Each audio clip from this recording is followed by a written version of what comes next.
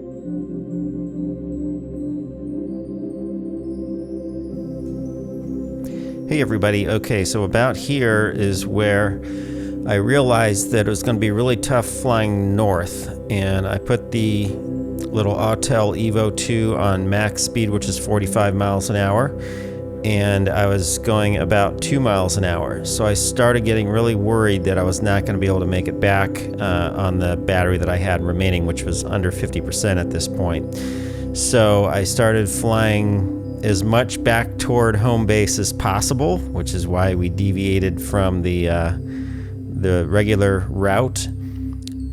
And long story short, barely made it back by the skin of my teeth. Landed, and then thought, let me do one more battery, because the original idea for today's video was to see what all this rain did to the site and go take a look at all the retention ponds and look at the piping and see how everything was kind of working out, and that is mostly down at the south end, and the wind was blowing from the north to the south. So once you get to the south end, the challenge is getting back to the north end. And so I thought, okay, I know what I'm up against, and you know, we've got like 25 to 28 miles per hour sustained winds with up to 40 mile an hour gusts. So I thought, you know, if all fails, then I'll just land on my little spot down there and go drive around and grab the drone. Anyway, as it turned out, it was pretty dramatic, but I'll spare you from all the details. I made it back. Or the drone made it back, I should say. I didn't go anywhere. Anyway, here you go. Here's some really not so great bonus time, but it's what I could do. Enjoy. And thanks so much for your support. Thank you for my Patreon patrons. Thank you for all the viewers. Don't forget to like, share, subscribe. You know the drill. All right. See you guys later. Tomorrow, as long as the weather holds up, which it should.